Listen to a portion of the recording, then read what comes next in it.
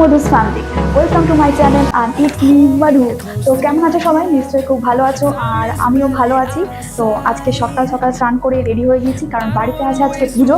আর আমি আজকে শাড়ি পরিনি, তার কারণ হচ্ছে কুচি ধরার লোক নেই ভাই। অ্যাকচুয়ালি মা নিচে আছে, কাজে আছে, তো কুচিকে ধরবে, ওই জন্য কোনো শাড়ি পরা হয়নি। দেখি কি হচ্ছে, যদি শাড়ি পরতে পারি নিশ্চয়ই দেখাবো। আর এখন যাবো নিচে, কি পুজো হচ্ছে, এই পুজোটা কবে থেকে হচ্ছে, কেন হচ্ছে আমাদের বাড়িতে, সবটা তোমাদের সাথে শেয়ার করবো। তার জন্য ভিডিওটি তোমাদেরকে ফার্স্ট থেকে লাস্ট অবধি কিন্তু দেখতে হবে, একদম স্কিপ করবে না, অনেক মজা আছে। আর তোমরা যদি চ্যানেলে নিউ হয়ে থাকো তাহলে চ্যানেলটি সাবস্ক্রাইব করো, লাইক কমেন্ট শেয়ার করতে একদম ভুলবে না। তো চলো নিচে যাওয়া যাক। তো আমি চলে এসেছি নিচে, আমি আছি এখন মেন গেটে আমাদের। তো একদম তোমাদের ফার্স্ট থেকেই দেখাবো সবই, একদম মেন গেট থেকেই চলো ভেতরে চলে যাওয়া যাক। আর তারপরে তোমাদেরকে গোসাই বাবাকে দর্শন করানো যাক। তাহলে চলো যাওয়া যাক। তো আমাদের মন্দিরটি সাজানো হয়েছিল বেলুন দিয়ে আর ফুল দিয়ে, মানে ছোট্ট খাট্ট একদম ডেকোরেশন বলতে পারো। আর এদিকে মা, দিদা, বাবা সবাই মিলে কাজ করছে। আর আমিও কিন্তু কাজ করেছিলাম, আমি কিন্তু শুধু ভিডিওই করিনি। আর তোমরা অনেকেই হয়তো জানো যে গোসাই বাবার পুজো কিন্তু কোনো জঙ্গল এলাকা বা কোনো একটা খোলামেলা জায়গাতেই হয়। কিন্তু পুজোর সাথে আমাদের বাড়িতেও কিন্তু আজকে মহোৎসবও আছে। তো চলো তোমাদের রান্নার দিকটাও ঘুরিয়ে নিই। এদিকে রান্না চলছে, রান্না করছে রাঁধুনি, আমাদের পাড়ারই চেনাশোনা, মানে দাদু, মামা, দাদা এরা সবাই রান্না বান্না করছে। এই দাদু কি করেছে, আমাকে দেখছে আমি ভিডিও করছি, তো আমাকে বলেছে আমার একটা ভালো করে একটা ভিডিও করে দে, দাঁড়া ভালো করে দাঁড়ায়। তো দাদুর একটা ভিডিও আর ভালো করে একটা ফটো তুলে দিয়েছিলাম, তারপরে চলে এলাম পুজো জায়গাতে। তো এখানে এখন ঢাকের বাজনা বাজছে, তোমরা শুনতে পাচ্ছ, খুবই সুন্দর লাগছে কিন্তু।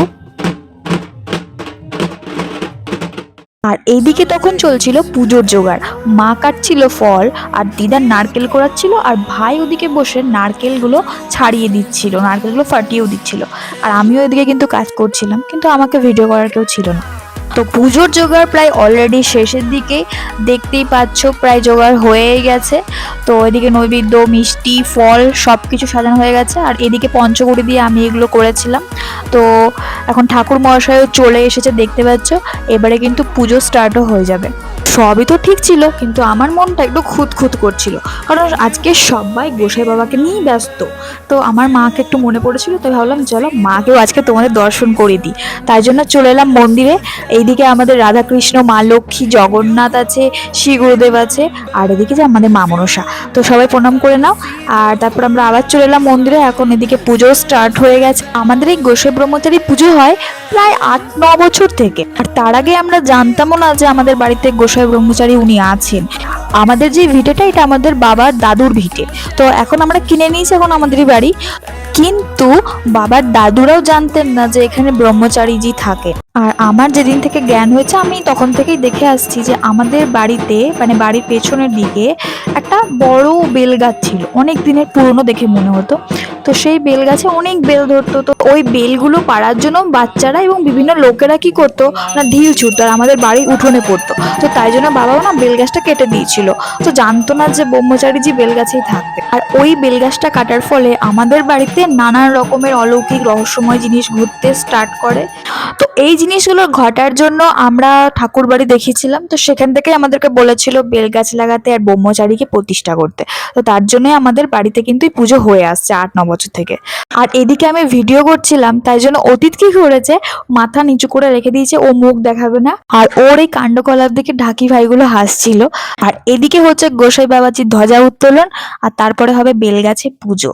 আর হ্যাঁ, তোমরা যদি আমার চ্যানেলে নতুন হয়ে থাকো তাহলে যাও, চ্যানেলটি এখনই সাবস্ক্রাইব করো, লাইক কমেন্ট শেয়ার করতে একদম ভুলো না। আর তোমরা যারা আমার ভিডিও দেখো, তোমরা ভালো করেই জানো যে আমাদের বাড়ির কুলদেবী হচ্ছে মা মনসা।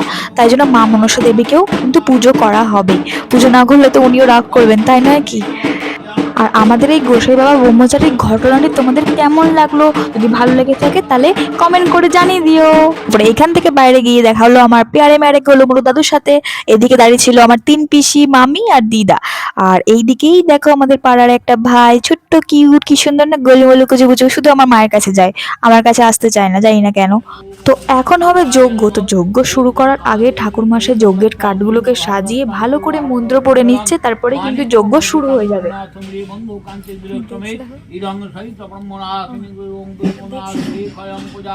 আর ওই দেখো পুচকুটোকে দেখা যাচ্ছে, আমার বাবার কোলে এখন বসে আছে ওইদিকে। তো এইবার হবে আমাদের যজ্ঞ শুরু। তো ভিডিওটি লাস্ট অব্দি দেখার অনুরোধ রইল সবাইকে।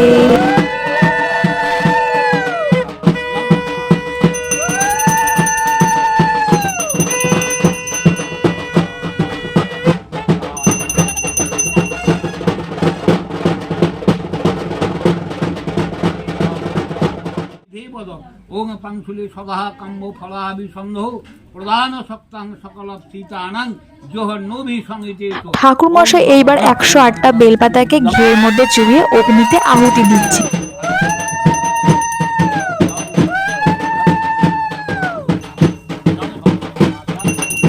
এইবার হয়ে গেল যজ্ঞের সমাপ্তি। তো তার মধ্যে এখন কলা, মন্ডা, তারপরে লাল শালু, পৈতে কিন্তু আগুনে দিতে নেই, আগুনের পাশে দিয়েছে, আগুনে কিন্তু দেয়নি।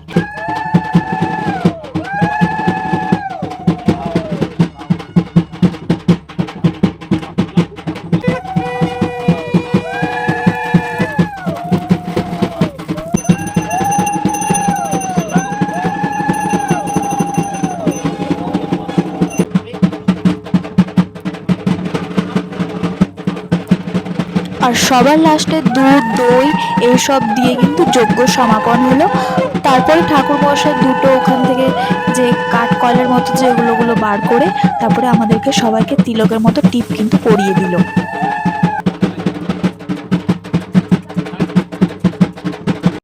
এখন হচ্ছে আরতি।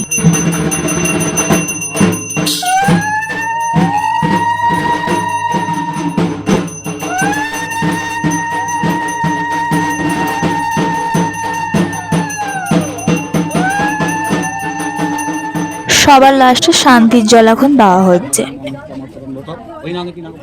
পুজো তো আমাদের পুরোপুরি কমপ্লিট, তোমাদেরকে সবটাই দেখালাম। এখন হচ্ছে প্রসাদ মাখানো, সবাইকে এখন প্রসাদ দেওয়া হবে। আর এদিকে ঠাকুর মশাই করছিল সবার নাম ধরে ধরে সংকল্প। আর তোমাদেরকে প্রথমেই বলেছিলাম যে আজকে আমাদের বাড়িতে মহোৎসবও আছে, তাই জন্য সবাই এখানে চলে এসছে এখন মহোৎসব খেতে। তো এখন সবাইকে খাওয়ানো দাওয়ানো হচ্ছে, প্রসাদ দেওয়া হচ্ছে, প্লাস খিচুড়ি, টক, তরকারি, পায়েস সব কিছুই দেওয়া হচ্ছে। তো এই দেখো আরেকটা পুচকু কি সুন্দর দেখতে না, এটা হচ্ছে আমার একটা স্যারের মেয়ে। তো চলো শিরোর সাথে দেখা করে আসি। শিরোর সাথে আমি দেখা করতে এলাম, বাপরে শিরো ঘুমাচ্ছিল, সারাদিন ধরে দেখা হয়নি বেচারা শিরো আমার। তারপর আমি আর মনো শিরোর সাথে খেলাধুলা করে চলে গেলাম নিচে প্রসাদ গ্রহণ করতে। তা এখন আমি আর মনো ভাই এখানে বসে পড়েছি প্রসাদ গ্রহণ করতে। আরও সবাই এসছে, তোমরা দেখতে পাচ্ছ সবাই এখানে প্রসাদ গ্রহণ করছে। তো এখানে আমার খিচুড়ি ছিল, আর একটা তরকারি ছিল যেটা টক টাইপের, আর ছিল পরমান্ন মানে পায়েস। তো আজকের ভিডিওটি এই পর্যন্তই। তোমাদের ভিডিওটি কেমন লাগলো? যদি ভালো লেগে থাকে like, comment, share and subscribe করতে একদম ভুলো না। আর আমাদের গোসাই বাবার ঘটনাটি কেমন লাগলো সেটাও যদি ভালো লাগে তাহলে কমেন্ট করে জানিয়ে দিও। তো ভিডিওটি এই পর্যন্ত, আবার খুব তাড়াতাড়ি দেখা হবে, বড় একটা ভিডিও নিয়ে খুব তাড়াতাড়ি আসবো। তো সবাই ভালো থেকো, টাটা।